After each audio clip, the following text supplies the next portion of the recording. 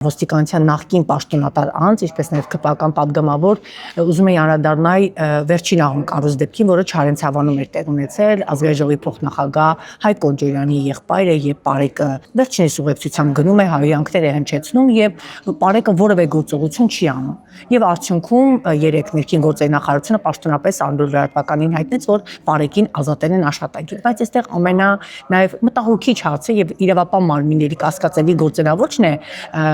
հանրության մոտ հարցեր առաջացնում, Պարեկին ազատել են աշխատանքից։ Հակոբ Կոնջոյանի եղբորը ծեծողների նկատմամբ քրեական գործ կա հարուցված, վերջիններս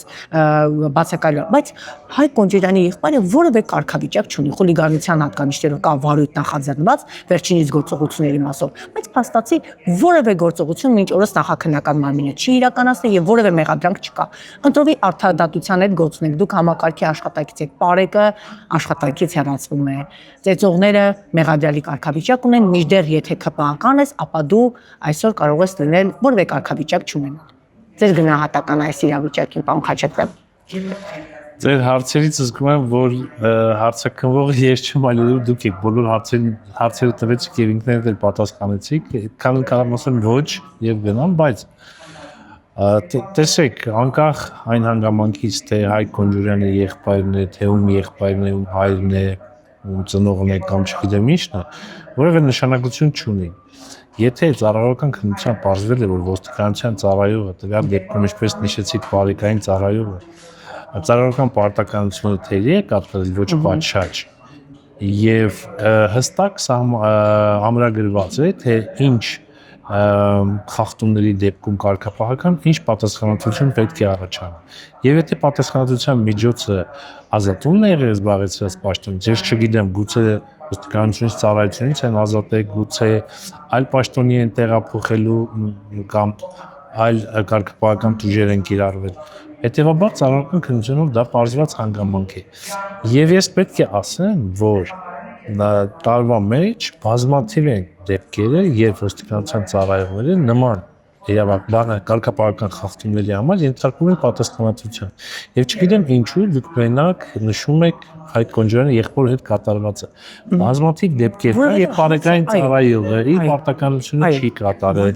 իր լիազորությունները չի գործադրել, ինչի պատճառով եւ հեռացվել է, եւ քրեական վարույթ է հարուցվել, կամ այլ պաշտոնի է տեղափոխել, կոչումի իջեցում եղել, հազար ու մի բան։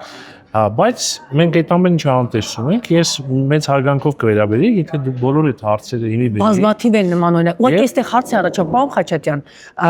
երբ Պարեկի ներկայությամբ հայոյում են եւ Պարեկը գործողություն չի անում, Պարեկին ազատում են, բայց հայոյումը այսօր որևէ կարգավիճակ չունի, սա է հանրության մտահոգությունը։ Վստահ եք որևէ կարգավիճակ։ Այո, ես ամեն օր Հայաստանի Հանրապետության քննչական կոմիտեին հարցադրում եմ անում, արդյոք խուլիգանության հատկանիշներով հարուցված քրեական վարույթը, որը կոնկրետ Ավետ Կոնջոյանի գործողությունների մասով էր, նա կարգավիճակ ունի թե ոչ, ասում են ոչ, նախաքննությունը խուլիգանության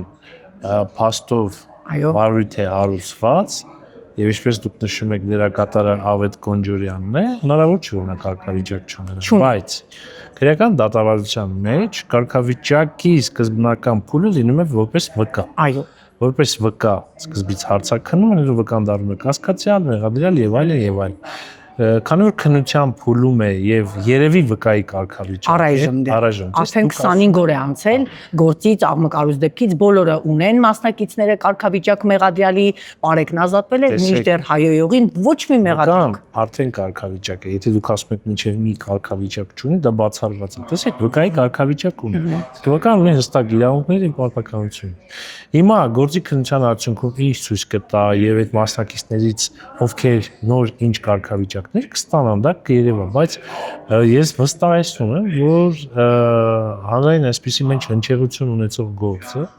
որը որպես հանցագործություն այդպեսին չէ, ծանր կամ առանձնապես ծանր հանցագործություն չէ, բայց հանրային հնչողություն ունեցա, կապված այն հանգամանքի հետ, որ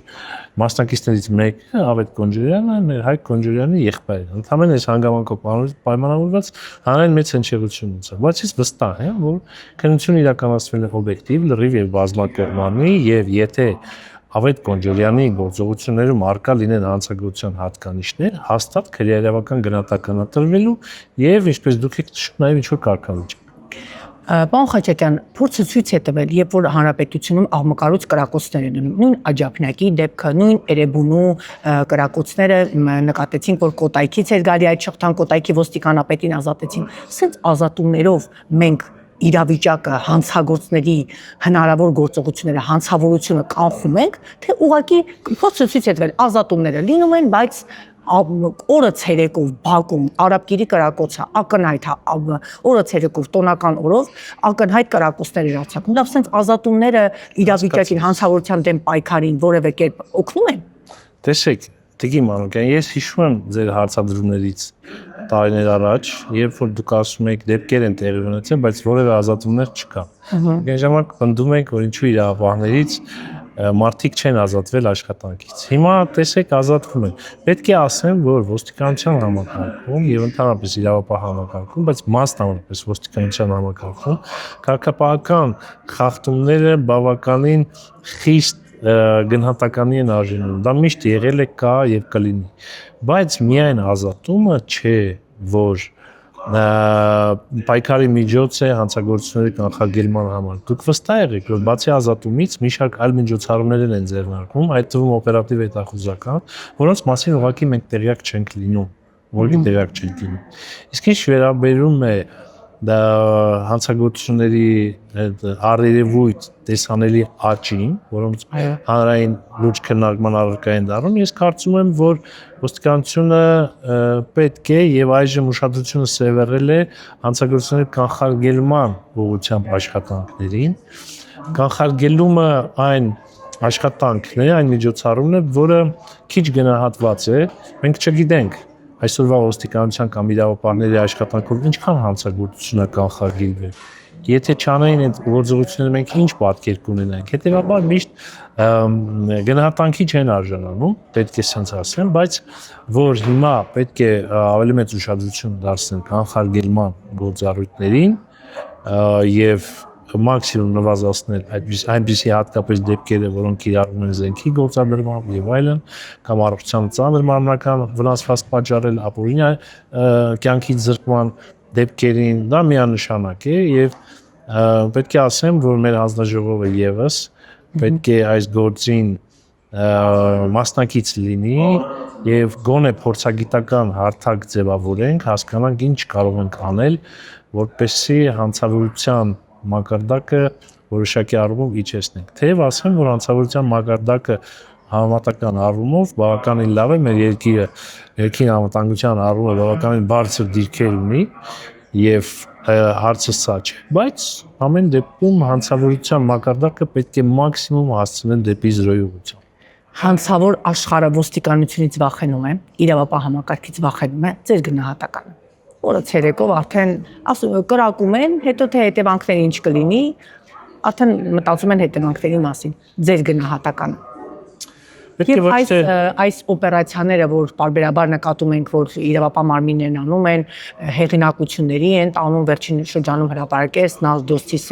Սեդգուլիկ եւ այլն, այսպիսի մի շարք էր հրապարակվել, սա ինչ որ այս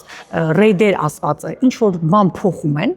փորձը ցույց է տալիս, որ այս ռեյդերից 1 ամիս, 2 ամիս հետո նույն Աջափնյակում այդպես էր եղել, ռեյդ էին արել Աջափնյակում, որից 11 շաբաթ հետո աղմկարուց կրակոցը բանդան հավաքել էր հսկայական խումբ, 2 խումբ եւ գնացել են եւ մինչեւ օրս ավտոմատով կրակողին իրավապահ մարմինները չեն հայտնաբերել, բուն կրակողին։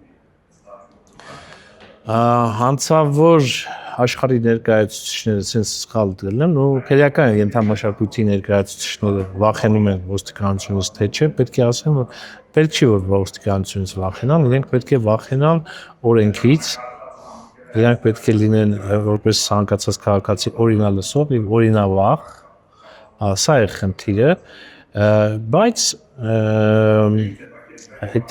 կարծում եմ, որ հանցագործությունների կանխարգելումը համակարգված գործողությունների արդյունք պետք է լինի։ Միայն ոստիկանության վրա բեռը դնելը բավարար չէ։ Դպրոցից սկսած դաստիարակություն եւ այլն, ինչու՞ չէ կրում։ Այլ եկեղեցին իր տեղում չէ, որ այսքան հանցագործություններ են կատարվում, ինքնասպանություններ են տեղի ունենում։ Պետք է ասեմ, որ հավատքը նույնպես բավականին ազդեցիկ դեր ունի հանցավորության մակարդակի վրա։ մեծ ազդեցիկ դեր ունի եւ ես կարծում եմ, որ անցավարության դեմ պայքարի մեջ պետք է ընդգրկվեն բոլոր պատասխանատու մարմինները, շրջանակները, համայնքները, սոցիալական խմբերը, ընտանիքից սկսած վերջացրած ոստիկանությունով եւ այլն։ Բայց կարծում եմ ոստիկանությունը այս վայրդրությամբ անելիք ունի եւ տեսեք մեծ բարեփոխումներ են իրականացվել ոստիկանությունում, չէ՞, ծավալային եւ բովանդակային շատ մեծ։ Հիմա պետք է հետօրենսդրական վերահսկողության շրջանակներով